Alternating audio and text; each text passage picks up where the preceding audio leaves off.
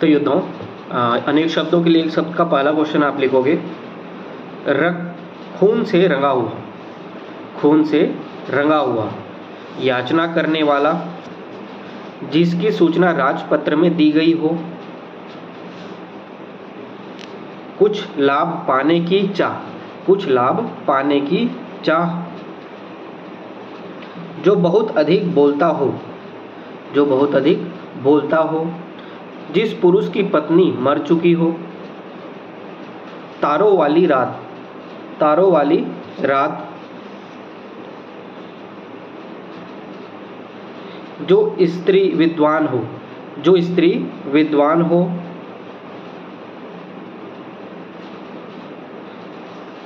जो बहुत ही कठोर और बड़ा आघात, बहुत ही कठोर और बड़ा आघात,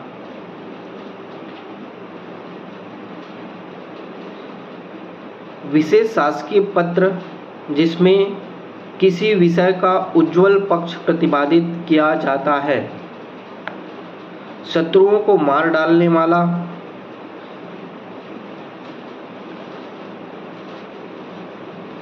16 वर्ष की किशोरी, 16 वर्ष की किशोरी,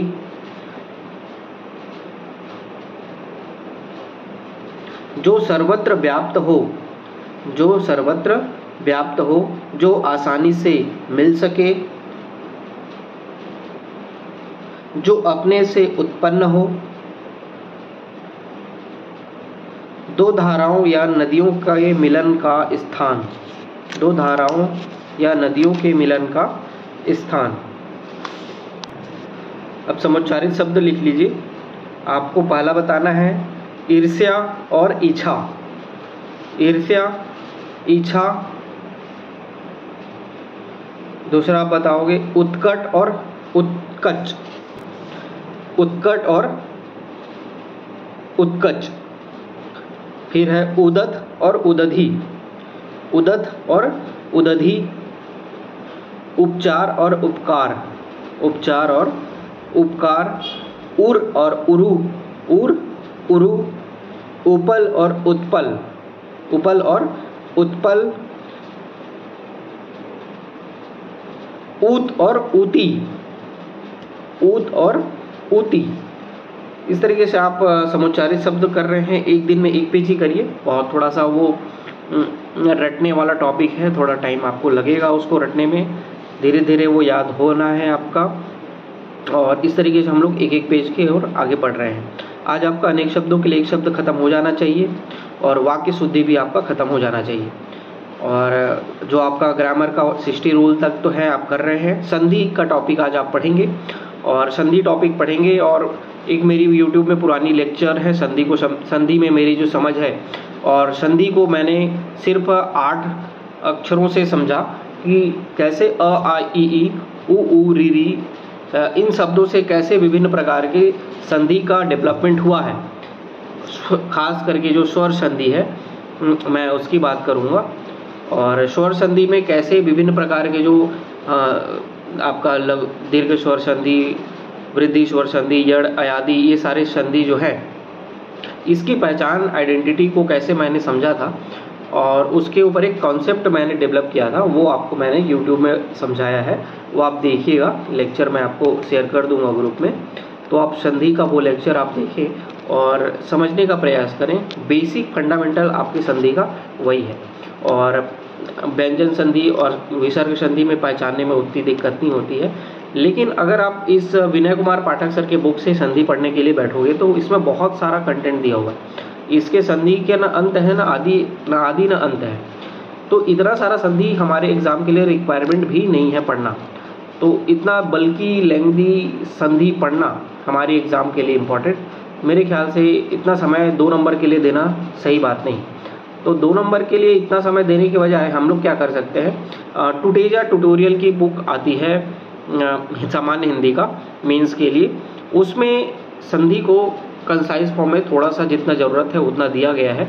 तो आप चाहो तो उतना ही पढ़ सकते हो, क्योंकि मैंने सिर्फ उतना ही पढ़ा था और मैंने विनय कुमार पाठक से हिंदी पढ़ने की हिम्मत दिखाई थी, लेकिन ये इतना लेंथी था। लेकिन फिर भी मैंने एक बार तो ज़रूर पढ़ा था। तो आपके पास समय हो तो एक बार ज़रूर पढ़ो और उसमें टिक कर लो कि इसमें मैं और क्या पढ़ सकता हूँ।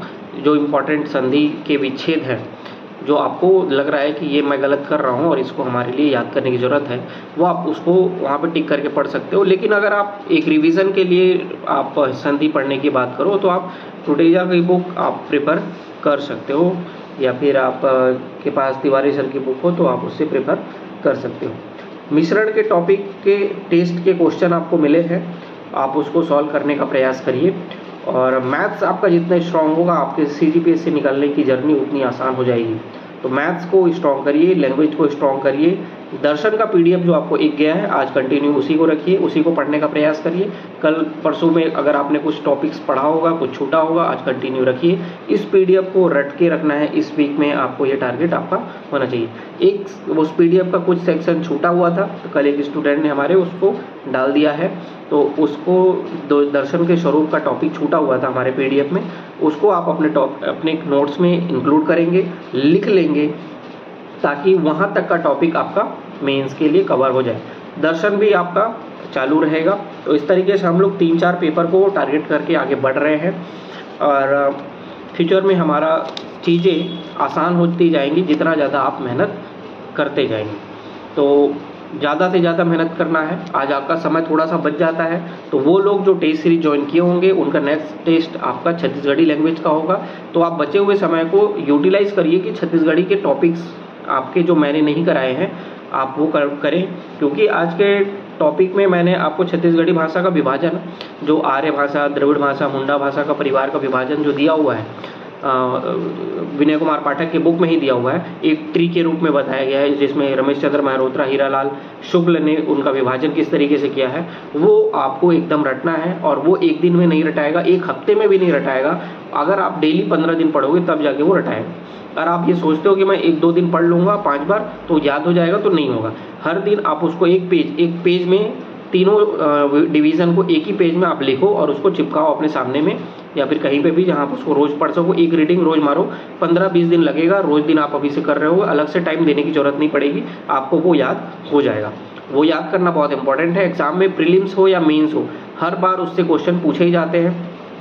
जैसे आपको पूर्वी छत्तीसगढ़ी, पश्चिमी छत्तीसगढ़ी, लरिया, बिजवारी, कलंगा, भूरिया, ये सारे डिवीज़न आपको पूछे जा सकते हैं। मध्य छत्तीसगढ़ी का विभाजन पूछ लिया, पश्चिमी छत्तीसगढ़ी का विभाजन पूछ लिया, 2 नंबर का सवाल प्रीलिम्स में भी पूछ सकते हैं। तो वो आपको पढ़ना चाहिए। वो आप पढ़ेंगे तो आपके लिए फ़ायदेमंद होगा। और बाकी चीज़ें कल होंगी। कल एक नए टारगेट के साथ हम लोग फिर मिलेंगे। आज के लिए इतना ही। Thank you.